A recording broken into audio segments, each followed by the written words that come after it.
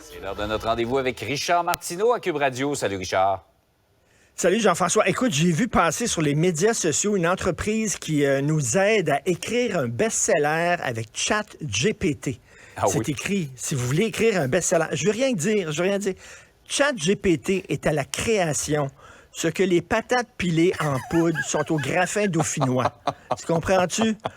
Ce que le café instantané est à un espresso italien. Ouais. Ce comptoir en plastique dans les comptoirs à fromage sont au vrai raisin. Oui, c'est ça. Voilà, c'est dit. Écoute, écrire un best-seller avec ChatGPT, oui, bonjour. Et en tout cas, on n'a pas fini d'en découvrir sur les possibilités de ChatGPT. Richard, Bernard Drinville a présenté son plan hier. Il veut valoriser le français oral, le français écrit, la connaissance de la culture québécoise également. Tu lui souhaites bonne chance.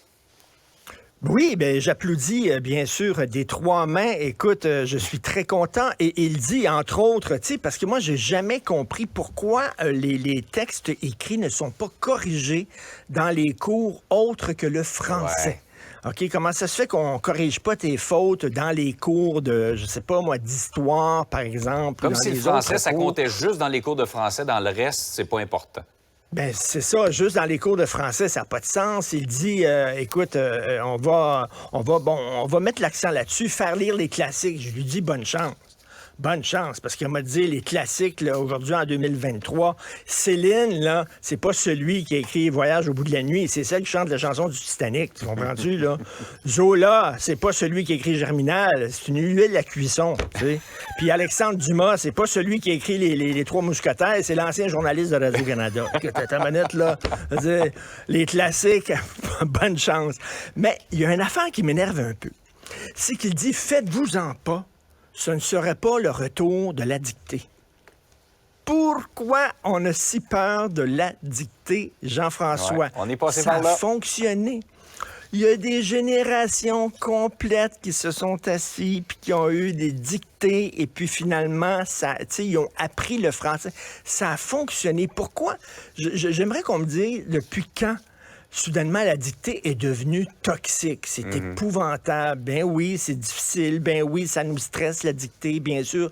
Mais c'est en répétant régulièrement, puis en se faisant souligner les fautes. Regarde, là, c'est pas correct. Puis là, en faisant régulièrement des dictées qu'on apprend la langue française, il n'y a pas meilleure façon. Puis d'ailleurs, il y a des études qui le disent, hein.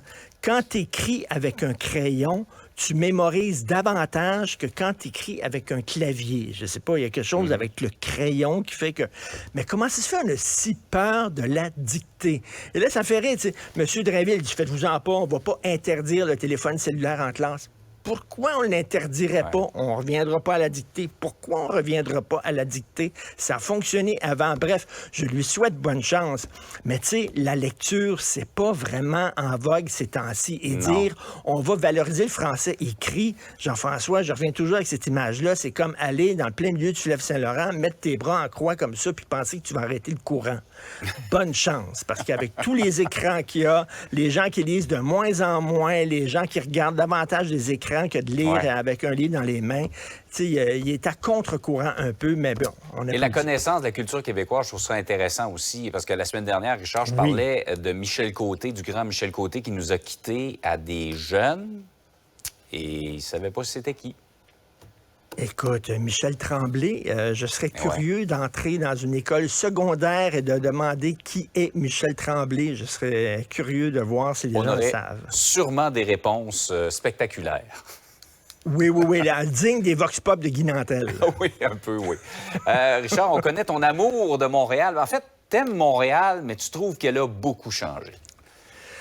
Énormément changé. C'était une ville hyper sécuritaire avant et c'est rendu maintenant une ville qui est pas sécuritaire du tout. Et là, je parle pas seulement des meurtres et des exécutions là, entre gangs criminalisés, mais tu sais, les gangs de rue, le harcèlement, l'intimidation.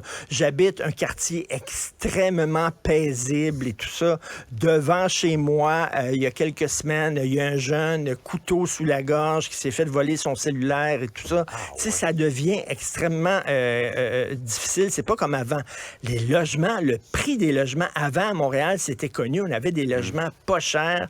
Tu pouvais, entre autres, quand tu étais jeune, moi, un de mes premiers logements, on était 2-3 colocs, puis on était allé sur le plateau. Sur le plateau, oublie ça aujourd'hui. Du coup, c'est beaucoup trop cher sur le plateau.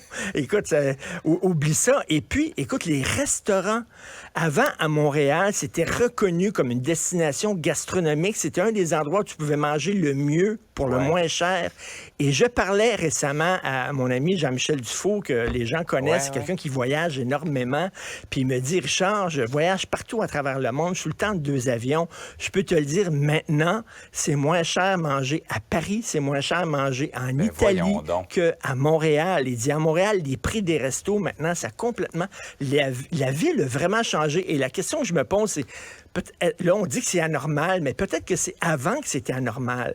C'est peut-être qu'avant, avec une ville grosse comme Montréal, qui n'avait pas de criminalité, les loyers étaient abordables, les restaurants étaient abordables, peut-être que ça, c'était l'anormalité, qu'on est revenu maintenant à la normale, c'est-à-dire avec une ville... Écoute, on a des problèmes là, de sans-abri, tout ça. Là, ça commence à ressembler à San Francisco. Je sais pas si t'es déjà allé à San Francisco, mais tu sais, ils ont vraiment... Là, ils ont perdu le contrôle totalement à San Francisco. Il s'est rendu comme ça à Montréal. Bref, je m'ennuie du Montréal que j'ai connu, moi, quand j'étais jeune, et que c'est vraiment plus comme ça. Ça a vraiment beaucoup changé. Sans compter que pour se rendre à destination, c'est souvent une course à obstacles entre les travaux, se trouver un stationnement. C'est compliqué.